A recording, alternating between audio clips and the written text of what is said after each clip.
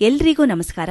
ನಾನಿವತ್ತು ಸಾಧನೆ ಮಾಡೋದಕ್ಕೆ ವಯಸ್ಸಿನ ಮಿತಿ ಇರುವುದಿಲ್ಲ ಎಂಬುದರ ಬಗ್ಗೆ ಮಾತನಾಡಲಿದ್ದೇನೆ.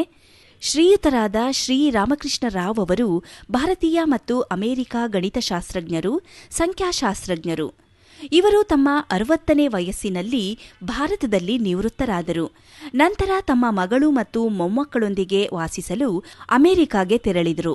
ತಮ್ಮ 62ನೇ ವಯಸ್ಸಿನಲ್ಲಿ ಪಿಟ್ಸ್ಬರ್ಗ್ ವಿಶ್ವವಿದ್ಯಾಲಯದಲ್ಲಿ ಸಂಖ್ಯಾಶಾಸ್ತ್ರದ ಪ್ರಾಧ್ಯಾಪಕರಾದರು. ತಮ್ಮ 70ನೇ ವಯಸ್ಸಿನಲ್ಲಿ ಅವರು ಪೆನ್ಸಿಲ್ವೇನಿಯಾ ವಿಶ್ವವಿದ್ಯಾಲಯದಲ್ಲಿ ವಿಭಾಗದ ಮುಖ್ಯಸ್ಥರಾದರು. ನಂತರ 75ನೇ ವಯಸ್ಸಿನಲ್ಲಿ ಅವರಿಗೆ ಯುಎಸ್ ಪೌರತ್ವ ದೊರೆಯಿತು. 82ನೇ ವಯಸ್ಸಿನಲ್ಲಿ ಅವರು ವಿಜ್ಞಾನಕ್ಕಾಗಿ ರಾಷ್ಟ್ರೀಯ ಪದಕ ಅಂದರೆ ಶ್ವೇತಭವನದ ಗೌರವಕ್ಕೆ ಪಾತ್ರರಾದರು.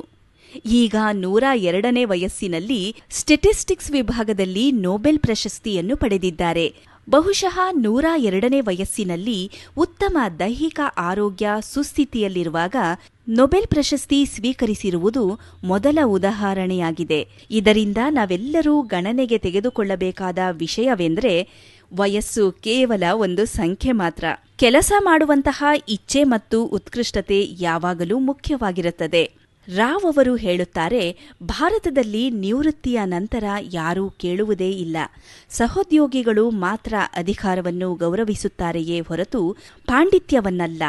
ನಮ್ಮ ಭಾರತದಲ್ಲೂ ಕೂಡ ನಿವೃತ್ತಿಯ ನಂತರ ಈ ರೀತಿಯಾದಂತಹ ಅವಕಾಶಗಳಿದ್ರೆ ಭಾರತ ಇನ್ನಷ್ಟು ಪ್ರಗತಿ ಹೊಂದಬಹುದು ಎನ್ನುತ್ತಾರೆ. ಭಾರತ ಸರ್ಕಾರವು ಈಗಾಗಲೇ ಇವರಿಗೆ 1968ರಲ್ಲಿ ಪದ್ಮಭೂಷಣ ಮತ್ತು 2001ರಲ್ಲಿ ಪದ್ಮ ವಿಭೂಷಣ ಪ್ರಶಸ್ತಿಯನ್ನು ನೀಡಿ ಗೌರವಿಸಿದೆ. ಧನ್ಯವಾದಗಳು.